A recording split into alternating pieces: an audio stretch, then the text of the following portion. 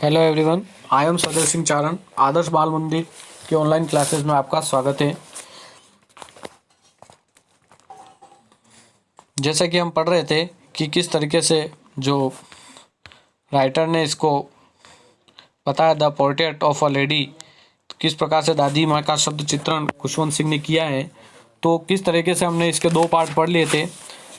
एक तो 3 पार्ट पढ़ लिए, एक इंट्रोडक्शन मैंने आपको बताया था, उसके बाद मैंने इस स्टोरी के 2 पार्ट कंप्लीट करवाए थे। तो ये आज इसका जो लास्ट पार्ट है और चौथा पार्ट है वो हम देखते हैं। तो इसमें हम देखेंगे कि किस तरीके से हम देख रहे हैं कि किस तरीके से वो दादी पहले पहले मैंने बताया किस तरीके से वो दादी के झुर्रियों के बारे में बात करता है, कैसे वो बुढ़ी थी, कैसे दादाजी के बारे में वो बताता है, कैसे वो कहता था कि मैं विश्वास नहीं कर सकता कि वो कभी सुंदर हुआ करती थी या उनका एक पति भी हुआ करता था। इस प्रकार से वो बातें करता था, वो कहानियों जैसा उनको मानता था। और कभी वो कहता था कि उनकी जो फिर उनके बारे में बताया कैसे उसके चेहरों पे जो झुर्रियाँ पड़ी थी, कैसे वो सफ़ेद कपड़े पहनती थी और कैसे वो अपनी कमर को सहारे झुकते हुए और माला फेरा करती थी, वो बारे में बताती है। फिर वो कहता है कि मैं और मेरी दादी माँ एक अच्छे मित्र थे।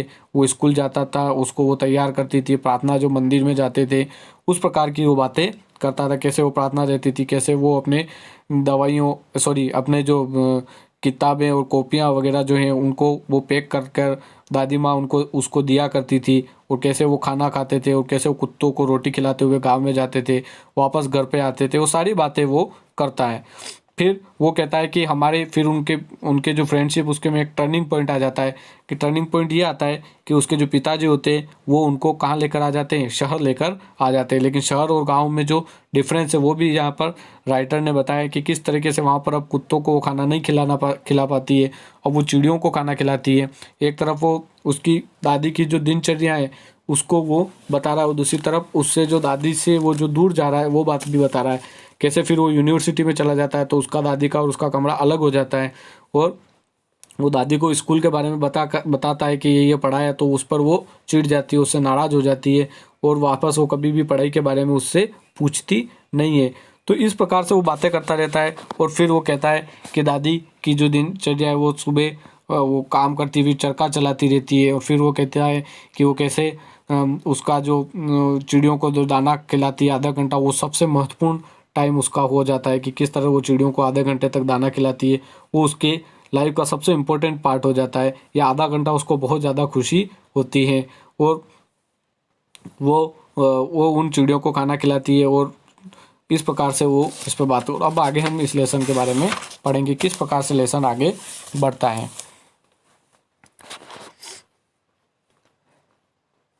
When I decide to go abroad for further studies, यानी अब राइटर कह रहा है कि मैंने डिसाइड किया कि मैं अब आगे की जो स्टडी पढ़ने के लिए कहाँ जाऊँगा, एब्रॉड। एब्रॉड यानी विदेश। कहाँ जाएगा? विदेश। When I decide go abroad further studies, I was sure my grandmother would be upset. मैं श्योर था कि मेरी दादी माँ अपसेट होगी। I would be away for 5 years and at her age one could never tell. मतलब I would be away from 5 years and her age one could never tell. उसने कहा कि वो वहाँ से अध्ययन के लिए वहाँ चला गया कि मुझे विश्वास था कि मेरी दादी माँ दुखी होगी। मैं 5 वर्षों के दूर जा रहा था और उनकी इस उम्र में कुछ भी नहीं कहा जा सकता था कि वो कितने दिन क्या रहेगी, जीवित रहेगी। नेवर टेल मतलब मैं 5 साल के लिए जा रहा था और उसकी उम्र वैसी थी कि उनके एक दिन का भी भरोसा नहीं था, बूढ़ी ज़्यादा थी। तो वो बात वो कर रहा है कि उसको एक दिन का भी भरोसा नहीं था, तो मैं उससे इतना दूर जा रहा था। But my grand mother could, she was not even sentimental, she came to leave me at the railway station but did not talk or show any emotion. लेकिन अब उसके अंदर वो इमोशन नहीं रहा, वो उस तरीके की बात नहीं करती थी। She was not even sentimental, वो सेंटिमेंटल भी नहीं हुई, ज़्यादा भावुक नहीं हुई। शी केम लीव मी, वो मुझे छोड़ने के लिए रेलवे स्टेशन तक आई। बट डिड नॉट टॉक, उसने ज़्यादा बात नहीं की। शो एनी इमोशन, और कोई भी इमोशन नहीं बताया। हर लिप्स मूव्ड इन प्रेयर, उसके जो होठ थे वो प्रेयर ही कर रहे थे। Her mind was lost in prayer, उसका दिमाग भी प्रार्थना के अंदर गुम चुका था। Her feelings were busy telling the beads of her rosary, और उसकी जो फिंगर थे वो बिजी थे किसमें, माला, मोतियों की माला फेरने में उसके फिंगर, उसके हाथ भी बिजी थे। ऐसा जो वो राइटर कह रहा है कि किस तरीके से वो उस बात को बता रहा है कि उसके जो हाथ है वो सब वो उसमें बिजी थे। Silently she kissed my forehead and when I left traced the most imprint, perhaps last sign of physical contact between us. Silently she kissed my forehead. उसने मेरे forehead यानी ललाट पर किस किया and we left chat। और मैं उस सोच रहा था कि ये शायद हमारा लास्ट फिजिकल कांटेक्ट हो सकता है, यानी उसने मुझे छुआ, वो लास्ट फिजिकल कांटेक्ट मेरा हो सकता है, शायद मैं अब दादी माँ को जिंदा नहीं देखूँ अगली बार अगर आऊँ तो, इस बारे में वो सोचने लगा। But this was not so. After 5 years I come back home and was met by her at the station. वो कह रहा है कि पर ऐसा नहीं हुआ, ऐसा नहीं था। 5 साल बाद मैं घर वापस लौटा तो वो मुझे स्टेशन पर मिली, वापस वो स्टेशन पर मुझे मिली, सबके साथ लेने वो मुझे वहाँ पर आई।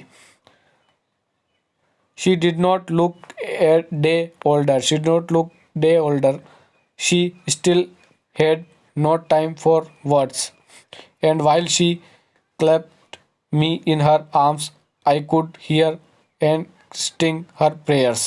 और मतलब जबकि उन्होंने मुझे, उनके पास शब्दों के लिए अब भी समय नहीं था, जबकि उन्होंने मुझे अपनी बाहों में मजबूती से पकड़ा, मैं उन्हें प्रार्थना का जप करते हुए सुन सकता था। उन्होंने मुझे पकड़ा तो मैं उनके प्रार्थना का जप करते हुए सुन सकता था। Arms could hear her reciting her prayers even on the first day my arrival he happiest moment were with her sparrows whom she feed longer and with the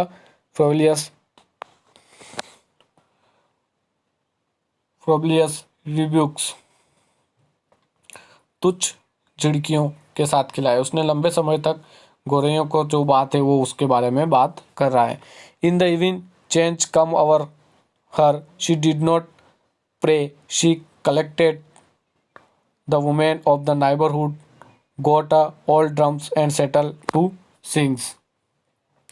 संध्या काल में उन्होंने एक परिवर्तन आया, जब शाम हुई तो उनके अंदर एक क्या हुआ, चेंज हुआ, और कम उनके अंदर एक चेंज हुआ, किसके अंदर, दादी माँ के अंदर। शी डिड नॉट प्रे, उन्होंने प्रार्थना नहीं की, उस शाम को उन्होंने क्या की, प्रार्थना नहीं की। She collect the women of the neighbourhood got an old drum and started to sing. उन्होंने आसपास की जो पड़ोस की महिला थी उनको इकट्ठा किया और एक ड्रम लेकर उन्होंने गाना गाना स्टार्ट कर दिया। फॉर सेवरल हॉर्स ही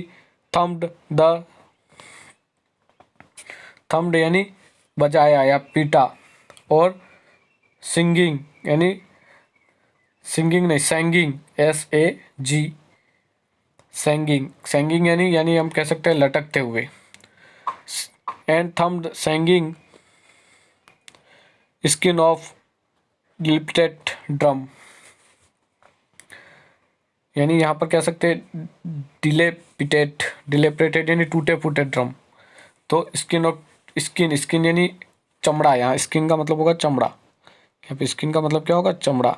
तो किस तरीके से उस टूटे फूटे हुए चमड़े के ड्रम को वो बजाती रही। एंड संग और गाती रही the home coming of warriors, चमड़े के ताप देती रही और योद्धाओं के घर वापस आने के गीत गाने लगी। He have the persuaded her stop and avoid our standing. That was the first time since I know her that she did not pray. मैंने पहली बार देखा कि उन्होंने आज प्रार्थना नहीं की। आग्रहपूर्वक समझाना पड़ा। अधिक थकान बचाने के लिए उन्हें ज़्यादा तेज़ नहीं बजाने के लिए समझाया गया कि आप ज़्यादा तेज़ मत बजाओ, ज़्यादा थकान हो जाएगी, तो उन्हें समझाया गया। और मैंने आज पहली बार देखा है कि वो बिना प्रेयर के रही है, उन्होंने आज प्रेयर नहीं की। The next morning she was taken ill, अगली मॉर्निंग वो बीमार हो गई। It was a mild fever and doctor told us that it would go, और अगली सुबह बीमार हो गई, उन्होंने हल्का सा फीवर था, चिकित्सक ने बताया कि यह उतर जाएगा, कि बुखार चला जाएगा, ऐसा चिकित्सक ने कहा। But my grand mother taught differently, she told us that her and was near. लेकिन मेरी दादी माँ जो मेरी दादी माँ है उन्होंने बताया कि अलग तरह से सोचती थी। उन्होंने बताया कि अब उसका अंत क्या है, करीब है। हिज डिफरेंटली, यानी उसका जो अंत है, एंड वॉज नियर, उसका अंत करीब है कि अब वो मरने वाली है। She said that since only a few hours but the close the last chapter of her life he has omitted to pray। वो कह रही कि अब मेरे पास कुछ ही घंटे बचे हैं और मेरा लास्ट समय आ चुका है और मैं क्या करना चाहती हूँ, पूरी तरह से मैं ओमिटेड यानी टालना। तो क्या कह रही है वो कि मैं शांत, जो मेरा जो लास्ट समय है, अंत समय करीब था। उन्होंने कहा कि अपने जीवन के अंतिम अध्याय खत्म होने के कुछ ही घंटों पूर्व प्रार्थना छोड़ी थी, इसलिए वह हमसे बात करने से मैं अधिक समय बर्बाद नहीं करना चाहती थी। वो प्रार्थना ही करना चाहती थी या वो उस बात को टालना। She would not going waste any more time talking to us. हमसे ज़्यादा बात करके वो अपने जीवन का लास्ट समय बर्बाद करना नहीं चाहती थी। We protest but she ignored our protests। हमने विरोध किया, यानी वो कह रही कि हमने विरोध किया परंतु उन्होंने हमारे विरोध को नकार दिया। मतलब उन विरोध किया कि आप हमसे बात करो, लेकिन उन्होंने अपने विरोध को, हमारे विरोध को क्या कर दिया, नकार दिया। She lady peacefully in bed praying and telling her beads. वो शांति से बिस्तर पर लेट गई और प्रार्थना करने लगी और माला जपने लगी। Even before we could suspect her lips stop moving and रोरी fell from her lifeless finger. और क्या हुआ, अचानक कि प्रार्थना करते हुए वह हमारे आशंका करने से पहले ही उसने अपने होठ हिलने बंद हो गए और माला उसकी निर्जीव उंगलियों से क्या हो गई, नीचे गिर गई। Falling her beds even before you could suspect. हम कुछ बात करते या हमारे कुछ सोचने से पहले ही उसके होठ क्या हो गए, बंद हो गए। रोजी ने उसकी माला fell from her lifeless finger, निर्जीव उंगलियों से नीचे गिर गए। A peaceful pallor spread on her face and we knew that she was dead. और एक अजीब सी शांति उसके चेहरे पर छा गई और हमें लगा, अब लगा हमें कि वो अब मर चुकी हैं। तो दादी माँ की यहाँ पर मृत्यु हो जाती है। तो पोइट इसमें बताता है कि किस प्रकार से दादी माँ की मृत्यु हो जाती है। फिर ये लास्ट स्टेंजा इसमें कहता है, सॉरी लास्ट पैराग्राफ इसमें कहता है, we lifted her off her bed and he is a customary यानी रिवाज के अनुसार उसको बेड से नीचे उतारा गया, रिवाज के अनुसार। Laid her on the ground and covered her with the red shroud. Shroud हम कह सकते हैं कि शॉर्ड यानी कफन। शॉर्ड का मतलब कफन, रेड शॉर्ड, लाल कफन। अब कफन का रंग तो सफ़ेद होता है, लेकिन हमारे जो रिवाज, हिंदू रिवाज, उसमें कह सकते हैं कि रेड शॉर्ट। क्या कह सकते हैं, रेड शॉर्ट। शॉर्ड यानी जो कफन होता है उसको कहते हैं। कस्टमरी रिवाज के अनुसार। लेड हर ऑन ग्राउंड, उसको ग्राउंड पे सुनाया गया और उसको रेड शॉर्ट से ढक दिया गया। After a few hours of mourning we left her alone, we make arrangement for her funeral. मतलब कि अब लाल कफन से ढक दिया गया, कुछ घंटों के विलाप। मॉर्निंग यहाँ पर होगा मॉर्नल्स जो होते हैं, मॉर्नल्स यानी रोना, विलाप करना। मॉर्निंग ही लेफ्ट हर अलोन, हम उसको छोड़कर फ्यूनरल के अरेंजमेंट के लिए चले गए, दाह संस्कार का जो अरेंजमेंट करना पड़ता है। In the evening we went to her room with the crude structures in take her a cremate यानी अंत्येष्टि। क्रीमेट यानी कह सकते हैं अंत्येष्टि। क्रूड यानी अपरिष्कृत, मतलब उसको परिष्कृत करना पूरी तरह से। उसको सजाते हुए हम उसको अंत्येष्टि के लिए, क्रीमेटेड यानी अंत्येष्टि के लिए ले गया। The sun was setting and had lit her room and veranda with blaze golden light। और सायकाल हम उन्हें अंत्येष्टि ले जाने के लिए एक अर्थी के साथ उन्हें कमरे में ले गए। सूर्यास्त हो रहा था और उसने उनके कमरे और बरामदे को सुनहरे प्रकाश को आलोकित कर दिया। जैसे सूर्य अस्त हो रहा था तो किस तरह से, जैसे लास्ट में जो सेफ्रॉन कलर का सूर्य होता है उस तरीके का उसका कमरा एकदम प्रकाशमान हो गया। We stopped halfway in courtyard. All our Varanda and her room, right up where she lay dead and stiff, wrapped in the red short. Thousands of sparrows stayed on the floor. और जैसे जैसे आंगन के बीच ठहर गए सारे बरामदे और कमरे, और वह जहाँ तक मोटे लाल कपड़े में लिपटी हुई पड़ी थी। हजारों जो चिड़ियाँ थी उस पर फर्श पर बिखरी हुई बैठ गई। सारी चिड़ियाँ वहाँ पर आ गई, बहुत सारी, और कोई चहचहाट नहीं कर रही थी। जिस तरह से पहले चहचहाट करती थी उस प्रकार की कोई चिफलिंग वो नहीं कर रही थी। Was no chirping. We felt sorry for birds and my mother fed some breads for them. और मुझे उनके लिए दुख हो रहा था और मेरी मदर ने लाकर उनको कुछ दाना दिया उन चिड़ियों को।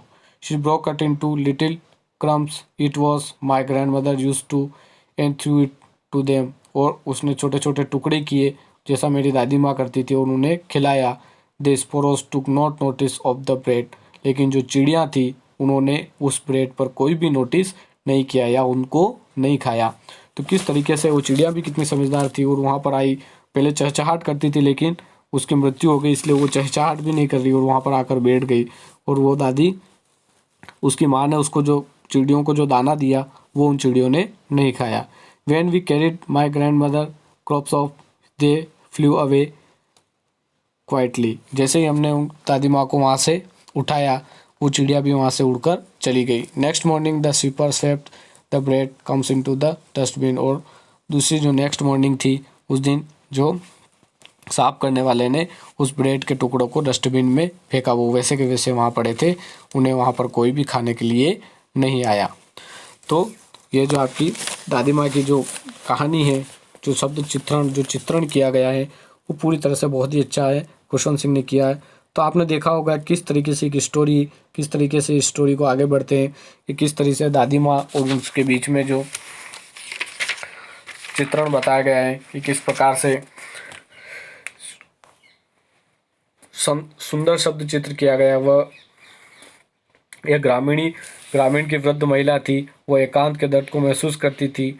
वह आधुनिक भारत में घटित होने वाली सामाजिक परिवर्तन को नहीं देख पाती, जैसे इंग्लिश मीडियम स्कूल में जाना, वो सारी बातें उसको अच्छी नहीं लगती थी। वह बहुत बूढ़ी भी थी और उसका जो जुड़ीदार जो चेहरा था वो वैसा का वैसा था जैसा पोइट कहता है। वो ठिंगनी थी, थोड़ी सी मोटी थी, उसके होंठ लगातार प्रार्थना करते रहते थे, ये भी राइटर ने कहा है। जब राइटर के जो माता पिता है वो दादी को गांव से ले जाते हैं, उनकी दादी माँ गांव में विद्यालय, उसके बेटे को विद्यालय ले जाती है और साथ साथ मंदिर भी ले जाती है। और दादी पोता में जो अच्छा संबंध बना होता है। और वो जब वो एक टर्निंग पॉइंट उनके रिश्तों में आता है, जब वो गांव से शहर जाते हैं। शहर की गलियों में अब कुत्ते नहीं होते हैं और अब वो कुत्तों को छोड़कर जो गौरे या जो चिड़ियाँ होती हैं उनको चुगाना शुरू कर देती है। उनके पोते को स्कूल में जो कुछ पढ़ाया जाता है उसे वो पसंद नहीं करती हैं। देखा हो इंग्लिश मीडियम स्कूल की भी बातें करती है। दादी माँ जो होती है वो चरखा काटती है, भोजन करती है, आराम करती है और चिड़ियों को खाना खिलाती है, वही उसकी दिनचर्या हो जाती है। जब वो 5 साल से विदेश से लौटता है तो उसकी दादी माँ वैसा को वैसा पाता है और वह गोरियों को चुगाती रहती है। और एक दिन लास्ट में वो जब उसका अंतिम समय आता है तो एक ढोल मंगवाती है और उस पर गाना बजाती है, गाती है और फिर बैठ जाती है। और फिर लास्ट समय में वो कहती है कि उसे अपने इस पर और माला फेरती रहती है और धीरे धीरे माला उसके हाथ से छूट जाती है और वो मर जाती है। और फिर चिड़ियाँ बहुत सारी वहाँ आ जाती है और उन चिड़ियों को उसकी माँ के द्वारा खाना दिया जाता है, लेकिन वो चिड़िया खाना नहीं खाती है और इस प्रकार से उसकी दादी की मृत्यु हो जाती है। तो उस प्रकार से अपने दादी के बारे में उसने ये बात बताई है। तो आई होप आपको ये स्टोरी समझ में आई होगी। इसमें कोई भी प्रॉब्लम हो तो आप मुझे कमेंट या मैसेज कर दें। धन्यवाद।